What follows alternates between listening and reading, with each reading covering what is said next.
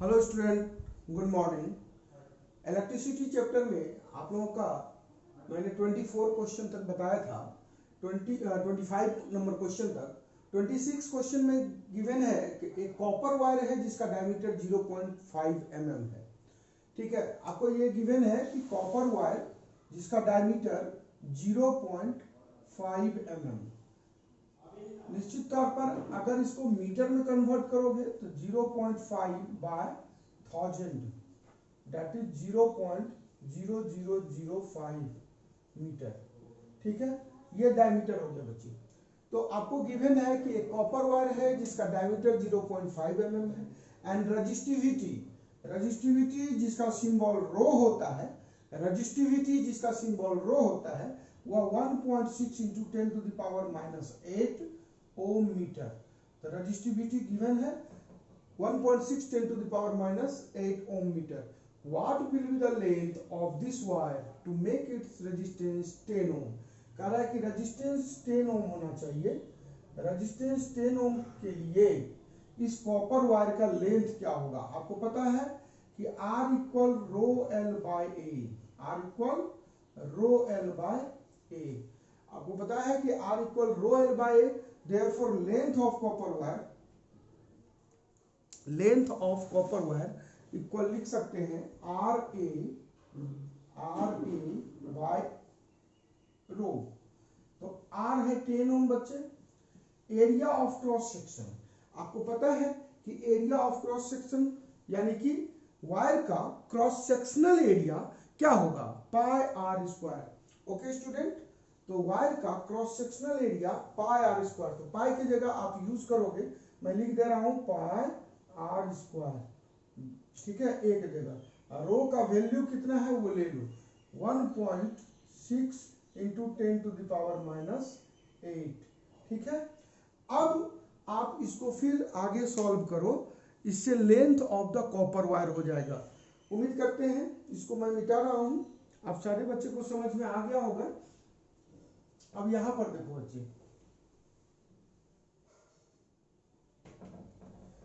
तो यहां आप यूज करोगे 10 × पाई 3.14 पाई का वैल्यू आप ले सकते हो इंटू आर स्क्वायर। तो रेडियस डायमीटर आपको पता है कितना? 0.0005। तो 0.0005 बाय 2 इसका स्क्वायर डिवाइडेड बाय 1.6 × 10⁻⁻8। ये हो गया length of the copper wire. अब length of the copper wire जब इतना आया बच्चे, जब आप इसको सॉल्व करोगे तो इसको सॉल्व करने के बाद 122.72 मीटर। ठीक है, इसको सॉल्व करने के बाद ये आएगा। तो लेंथ तो आपको कैलकुलेट हो गया। अब क्वेश्चन में बच्चा था क्या? नेक्स्ट क्वेश्चन में दिया हुआ है क्या? How much does the resistance change. अब इसका रेजिस्टेंस कितना चेंज होगा अगर डायमीटर को डबल कर दोगे? ठीक है, डायमीटर को डबल कर दोगे तो रेजिस्टेंस कितना हो जाएगा? तो आपको डायमीटर डबल करना है। तो चलो इसको हम हटा रहे हैं, यहां तक क्लियर है आपका। अब डायमीटर को डबल करते हैं। तो डायमीटर पहले से आपको गिवन था डायमीटर, तो डायमीटर कितना था? 0.5 mm। ठीक है, अब इसको डबल करोगे तो 2 × 0.5 mm। Now diameter equal 0.5 mm × 2 कर दो, 5 2 जा 10। ठीक है, तो 1 mm। अब इसको आप 1 mm को मीटर में कन्वर्ट करो तो 0.001 मीटर। तो डायमीटर को डबल करने से आपको पता चल गया कि डायमीटर का वैल्यू क्या होगा। तो कह रहा है कि न्यू रेजिस्टेंस, मान लो कि let new resistance equal R dash. आपने अभी देखा कि आर डैश का वैल्यू क्या होगा, यानी आर का वैल्यू आपने पढ़ा कि rho L by A. R का वैल्यू क्या पढ़ा? Rho L by A. R equal rho L by A. तो ये तो अब न्यू लेंथ यूज होगा। रो का वैल्यू आपको पता है 1.6 × 10⁻⁸। ठीक है, न्यू लेंथ तो लेंथ आपको पता हुआ 122.72 divided by area of cross section. तो एरिया ऑफ क्रॉस सेक्शन पाई की जगह 3.14 आर स्क्वायर। अब आर का स्क्वायर तो आर कितना होगा, डायमीटर है 0.001 और डायमीटर है तो रेडियस इतना, इसका स्क्वायर। ठीक है बच्चे, अब इससे आपका ये जो न्यू रेजिस्टेंस था ये आ गया। अब इसको सॉल्व करो बच्चे, सॉल्व करोगे तो आएगा 2.5 ओम अप्रॉक्स। कितना आएगा, 2.5 ओम के अप्रॉक्स आएगा। इस तरीके से न्यू रेजिस्टेंस आपको पता चल गया। तो इस तरीके से आप बता सकते हैं कि न्यू रेजिस्टेंस क्या होगा। ओके स्टूडेंट, आते हैं हम लोग नेक्स्ट क्वेश्चन की ओर। हेलो बच्चे, नेक्स्ट क्वेश्चन है आपका, the values of current I flowing in a given resistor for the corresponding values of potential difference V across the resistor are given below. ठीक है, क्वेश्चन आपको देख रहे हैं कि एक करंट का वैल्यू, एक पोटेंशियल डिफरेंस का वैल्यू जो कि चार्ट में गिवन है। आई का वैल्यू दिया हुआ है एम्पियर में, पोटेंशियल डिफरेंस का वैल्यू दिया हुआ है वोल्ट में। ठीक है, ये वैल्यूज दिया हुआ है। अब कह रहा है कि plot a graph between V and I, V और I के बीच ग्राफ प्लॉट करना है and calculate the resistance of that register. एक नजर ध्यान से देखो, मैं इसको मिटाऊंगा और फिर से आपको मैं क्वेश्चन का सॉल्यूशन बताऊंगा। तो मैंने क्या कहा कि करंट और पोटेंशियल डिफरेंस का वैल्यू दिया हुआ है, आपको ग्राफ प्लॉट करना है, ग्राफ ड्रॉ करना है V और I के बीच, और calculate the resistance of that register. तो उस रजिस्टेंस का, रजिस्टर का रेजिस्टेंस बताना है। ठीक है बच्चे, क्लियर है कौन क्वेश्चन में, कोई डाउट नहीं। अब मैं इसको बताऊंगा आपको प्लॉट करके, और ध्यान रखना प्लॉट करोगे तो करंट को किस पर करना है, y एक्सिस पर, और पोटेंशियल डिफरेंस को x एक्सिस पर। ठीक है, और ग्राफ पेपर, वैसे तो बोर्ड पर आपको समझ में हो सकता है कुछ प्रॉब्लम हो, लेकिन इसको हम लोग को प्लॉट ग्राफ पेपर में सही ढंग से आएगा। मैं समझाने का कोशिश करता हूँ। ओके स्टूडेंट, ओके स्टूडेंट, आप लोग को मैंने एक ग्राफ प्लॉट करने के लिए कहा था कि x एक्सिस पर आप लिखेंगे plot potential difference on the x axis and current on the y axis. Draw a graph, plot a graph.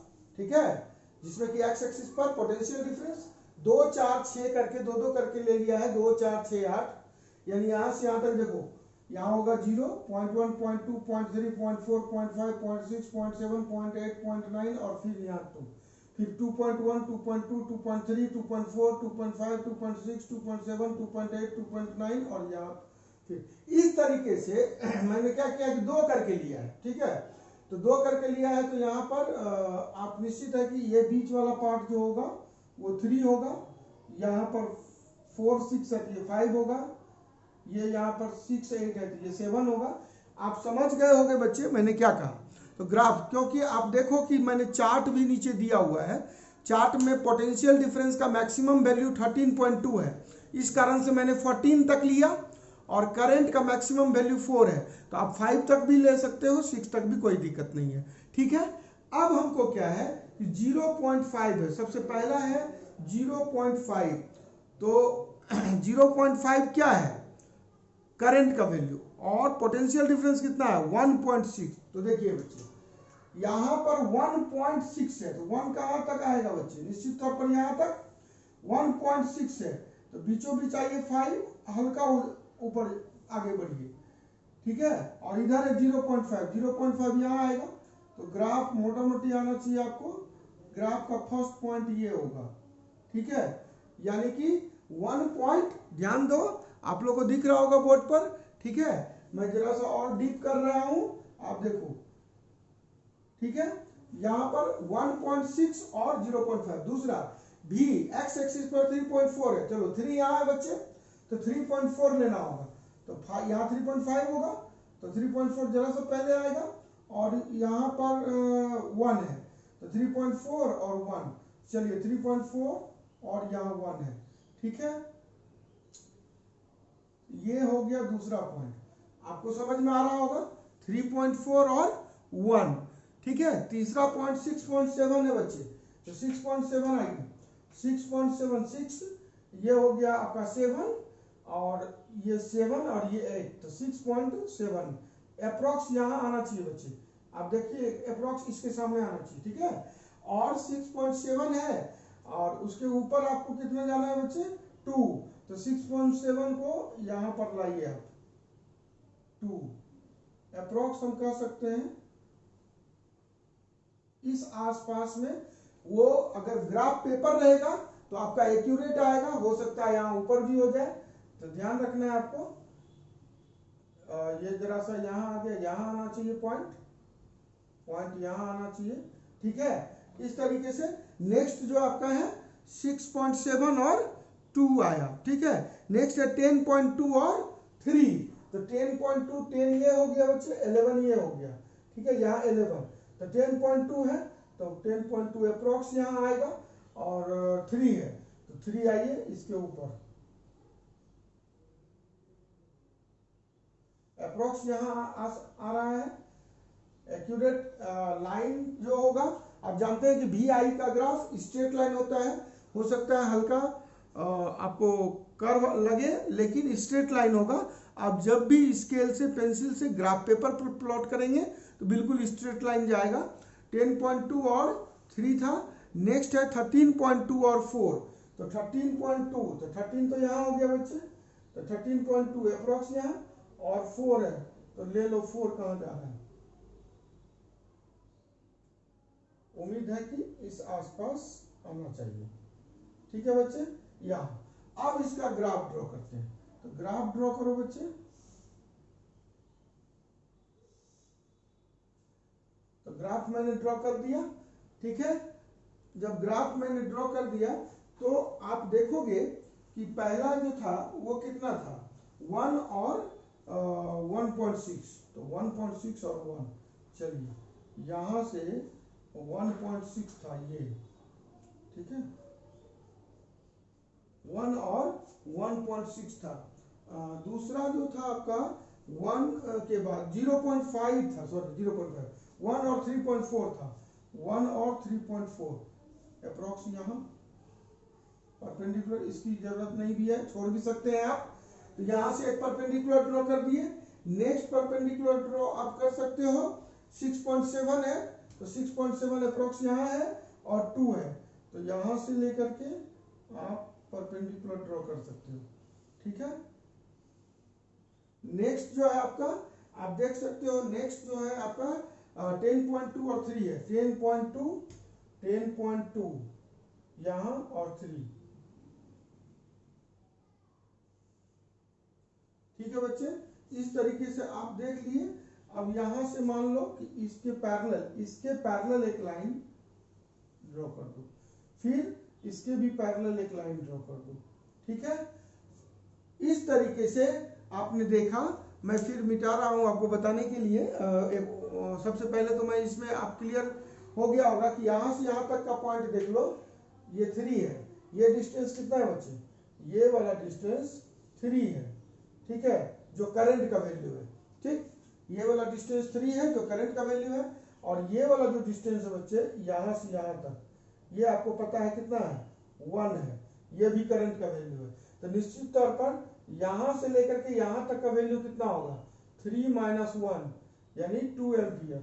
आपको समझ में आ गया होगा कि जो मान लो कि इसको P सपोज कर लो, इसको Q सपोज कर लो, इसको R सपोज कर लो, तो PR का वैल्यू कितना आ रहा है 2 एम्पियर। उसी तरीके से पोटेंशियल डिफरेंस का वैल्यू में आइए, वहां पर देखिए कितना आएगा। जैसे कि मान लो यहां से यहां तक का वैल्यू, यहां से लेकर के आप मान लो ये S है, S से Q तक का वैल्यू चेक करो कितना है, तो देख सकते हो आप कितना आ रहा है। ये 3.4 था बच्चे, यहां से यहां तक का वैल्यू, ये वैल्यू कितना था 3.4, और यहां से यहां तक का वैल्यू कितना है 10.2। 10.2 में आप 3.4 को माइनस कर दो, ये कितना है 3.4 है, ये कितना है 10.2 है। तो जो आपका SQ होगा वो SQ कितना होगा, तो SQ जो होगा आप देख रहे हो यहां से लेकर के यहां तक 10.2 है, ठीक है, और यहां से लेकर के यहां तक 3.2 है, 4 है।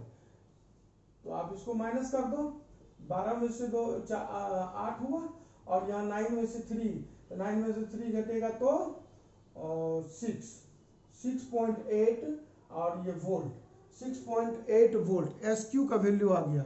उम्मीद करते हैं जब ये आ गया आपको समझ में आया होगा। एक्चुअल होता क्या है बच्चे, आपको क्लास 9th में भी आपने पढ़ा होगा कि जैसे ग्राफ आपने ड्रॉ किया था तो स्लोप पढ़ा होगा। स्लोप इक्वल टू मैंने बताया था टेन थीटा, और टेन थीटा ये होता क्या है, परपेंडिकुलर बाय बेस, और वो किस चीज को बताता है, तो स्लोप ऑफ, जैसे पढ़ा होगा आप slope of velocity time graph, तो वेलोसिटी टाइम ग्राफ के स्लोप को हम लोग एक्सीलरेशन कहते हैं। कैसे निकलता है स्लोप, तो आपने देखा होगा कि परपेंडिकुलर बाय बेस, तो स्लोप किसका, मान लो कोई ट्रेंगल है तो किसी भी ट्रेंगल में ये स्लोप हो गया, स्लोप क्या होता है टेन थीटा, तो perpendicular by base.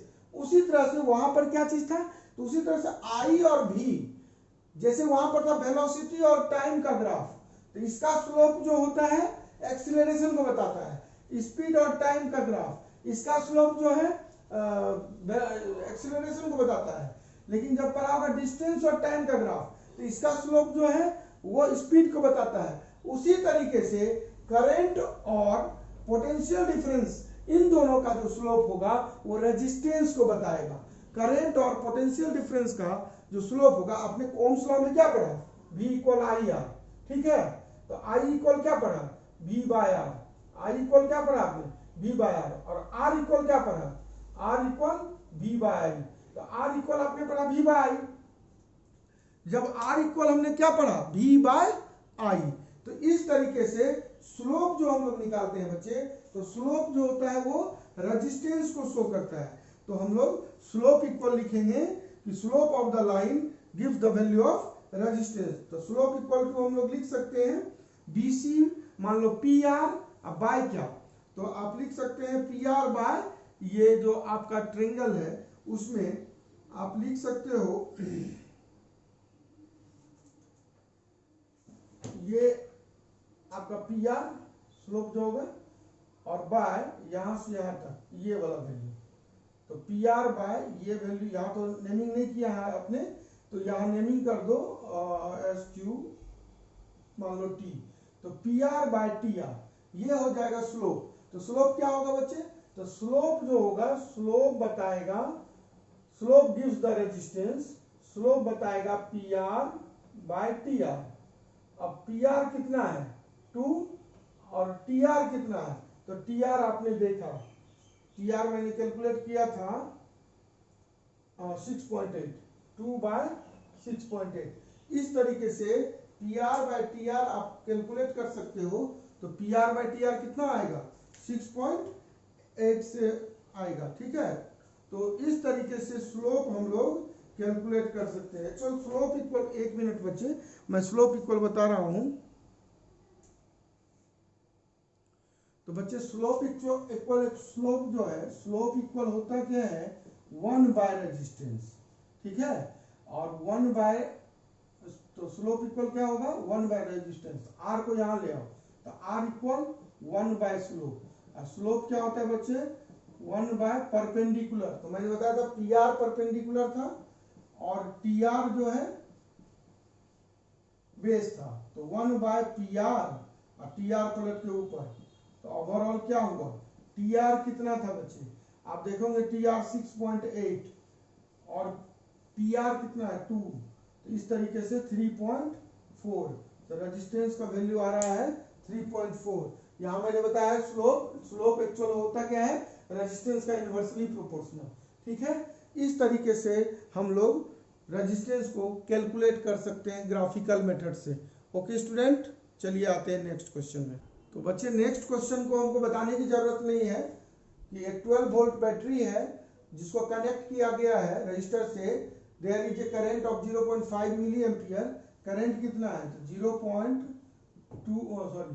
2.5 milli ampere है, इसको एम्पियर में कन्वर्ट करोगे तो 1000 से डिवाइड करोगे तो 1000 यानी 10 पे पावर 3 ऊपर जाएगा तो -3, इतना एम्पियर करंट गिवन है, और भी दिया हुआ है बच्चे 12 वोल्ट, तो भी दिया हुआ है 12 वोल्ट, तो value of resistance simple R निकालना है, तो V equal I R, Ohm's law से आप लिख सकते हो बाय ओम्स लॉ,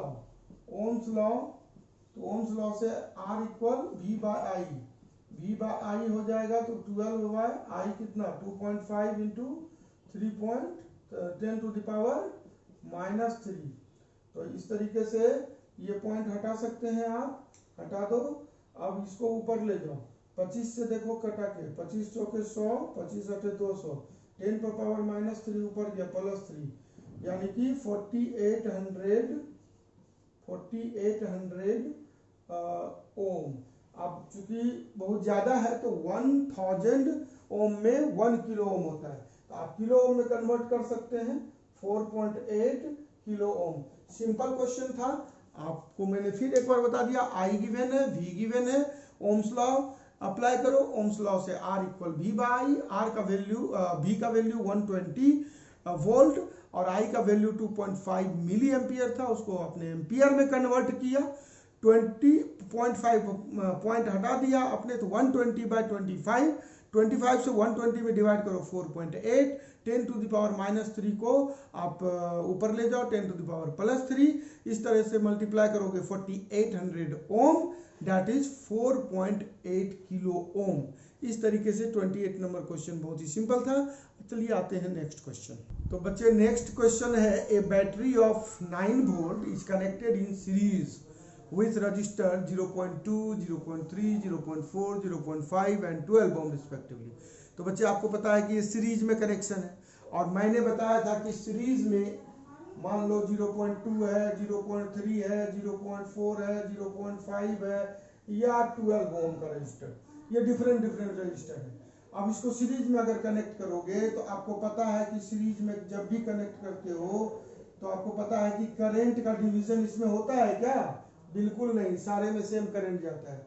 आप लिख सकते हो there is no current division in series circuit. आप लिख सकते हो there, since there is no current division in series circuit, there is no current division in series circuit. Series circuit में कोई भी करंट का डिवीजन नहीं होता है, तो नहीं होता है तो सारे रजिस्टर से होकर के सेम करंट फ्लो होगा, ठीक है। तो ओवरऑल अब ओवरऑल रेजिस्टेंस क्या होगा सीरीज सर्किट का? तो RS निकाल दो, तो 0.32 प्लस 0.3 प्लस 0.4 प्लस 0.5 प्लस 12, सबको ऐड कर दो, 5 8 9 3 12 और 2 14 1.4 ऐड कर दोगे तो 13.4 ओम। ये तो आपको पता चल गया। अब लिखोगे by Ohm's law, very simple question, देखने में लग रहा होगा आपको बहुत सिंपल है। ओम्स लॉ से आप ओम्स लॉ में V equal to I R, तो I equal V by R, तो R equal V by I, R equal क्या हुआ V by I. Potential difference आपको पता है कि 9 वोल्ट है, और I पता है I calculate how much current calculate करना है, तो I इक्वल बच्चे V बाय आर, V पता है 9 और R पता है 13.4। अब 9 में 13.4 से आप डिवाइड कर लो, आप डिवाइड करोगे तो 0.671 आएगा, आप डिवाइड करोगे तो 0.671 एम्पियर, ठीक है, 0.671 एम्पियर। वेरी सिंपल क्वेश्चन, इसमें बहुत ज्यादा हमको समझाने की जरूरत नहीं है, आप सारे बच्चे को समझ में आया होगा। चलिए next question number next question है बच्चे कि हाउ मेनी 176 ओम रजिस्टर, यानी 176 ओम का कितना रजिस्टर, मान लो 1 register, 2 register, 3 register, 4 register, 5 register, 6 register, कितना रजिस्टर 176 ओम 176 ओम 176 ओम 176 ओम, इसका कितना रजिस्टर पैरेलल में कह रहा है, पैरेलल में कितना रजिस्टर होगा, जो पैरेलल में 3 होगा कि 4 होगा कि 5 होगा, आई डोंट नो। आपको बताना है कि एक 176 ओम का कितना रजिस्टर को पैरेलल में कनेक्ट करोगे, किससे 5 एम्पियर जिससे कि करंट जाएगा, और 220 वोल्ट लाइन से, यानी सप्लाई वोल्टेज आपको कितना है बच्चे 220 वोल्ट, और आई कितना है 5 एम्पियर। तो के ठो रजिस्टर को अप्लाई करोगे पैरेलल में 176 ओम का, तो आप जानते हो 1 by R equal 1/R1 plus 1/R2 plus 1/R3 parallel connection में जो होता है आप जान रहे हो क्या होता है 1/R1 1/R2 1/R3। मान लो ये 1/R1 है, ये 1/R2 है, ये 1/R3 है, लेकिन सारा कह रहा है 176 ओम का, ये भी 176, ये भी 176, ये भी 176। इस तरीके से लिखोगे 1/R इक्वल 176 प्लस 176 प्लस 176। मान लो कि ये 2 बार होगा, सपोज करो ये 2 बार हुआ तो ऐड करोगे तो 2/176 होगा, ठीक है। ये 3 बार होगा तो 3/176 होगा, ये 4 बार आएगा तो 4/176 होगा, 10 बार आएगा तो 10/176 होगा। आपको पता नहीं है कितना बार है, ठीक है। तो कहने का मतलब क्या हुआ, सपोज करो कि ऐसा ऐसा n रजिस्टर है, अगर n रजिस्टर है तो 1/176 प्लस 1/176 प्लस 1/176 क्या बार है, n बार है, इंटू n। ओके स्टूडेंट, इस तरीके से आप लिख सकते हो कि 1/R इक्वल क्या होगा। तो आपको मैंने बताया कि 1/R इक्वल क्या होगा, ठीक है। तो R इक्वल कितना होगा बच्चे, तो R इक्वल आप लिख सकते हो, क्रॉस मल्टीप्लीकेशन करो, R इक्वल क्या लिखोगे, R इक्वल होगा n, ये देखो NR हो गया, NR इक्वल 176, ठीक है। तो R इक्वल 176/n, ठीक है। अब लेकिन n तो आपको कैलकुलेट करना है, तो n कैसे कैलकुलेट करोगे, चलिए यहाँ देखिए अभी तक समझ में आ गया होगा कि मैंने कहा कि 1/R equal 1/R1 1/R2 1/R3 n बार, तो n/176 और nR इक्वल इतना था, R इक्वल इतना होगा। अब R को आप क्या लिख सकते हो, according to Ohm's law V equal IR, तो R इक्वल V/I। R की जगह आप लिख सकते हो V/I इक्वल 176/n। V कितना है 220/I कितना है बच्चे 5 इक्वल कितना 176/n। अब 5 से कैंसिल करो, 5 चौके 20 5 चौके 20, तो कितना हुआ n 44n इक्वल 176। तो n इक्वल कितना 176/44 कितना हुआ 4। तो टोटल 176 ओम का कितना रजिस्टर होगा, तो 4 रजिस्टर होगा।